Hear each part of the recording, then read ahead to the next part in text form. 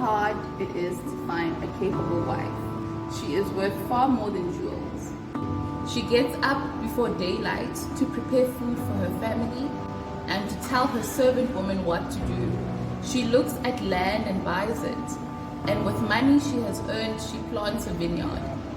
She's a hard worker, strong and industrious. She knows the value of everything she makes and works late into the night. She spins her own thread and weaves her own cloth. She is generous to the poor and needy. She doesn't worry when it snows because her family has warm clothing. There's clothes of fine purple linen. She makes clothes and belts and sells them to merchants. She is strong and respected and not afraid of the future. She speaks with gentle wisdom. She is always busy and looks after her family's needs. Her children show their appreciation and her husband praises her. He says, many women are good wives, but you are the best of them all. Charm is deceptive and beauty disappears, but a woman who honors the Lord should be praised.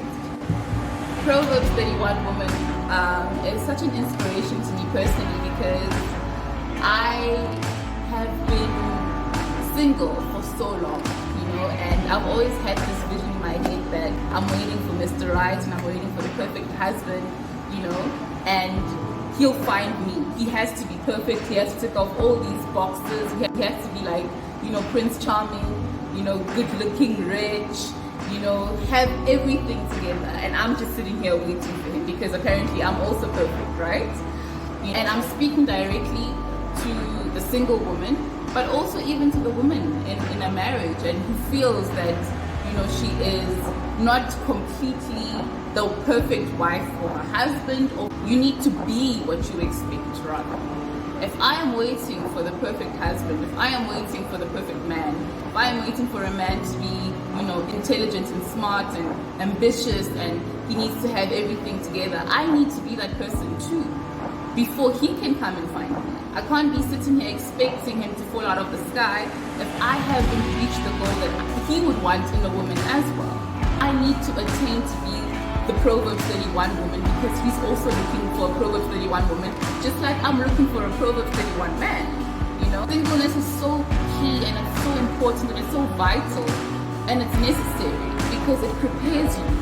You can't just jump into marriage or a relationship, especially when you have the knowledge now of what a Proverbs 31 woman is and who a godly man needs to be. When you have that knowledge, it kind of shifts your season of waiting and you are actually more conscious of being prepared, of being the woman that you need to be when your godly man comes. So instead of just sitting here and having a wish list of the type of perfect man that you want, be the perfect woman already for him. Be a woman who doesn't sleep, who is always working, who is industrious.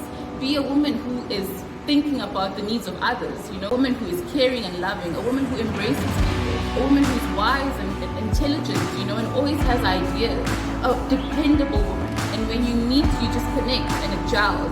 And you're not trying to compensate for the other person because you're both actually ready for one another, Be the Proverbs 31 woman because she's not an idle woman. She's a busy woman. She's a busy woman, and that's what attracts her to the godly man.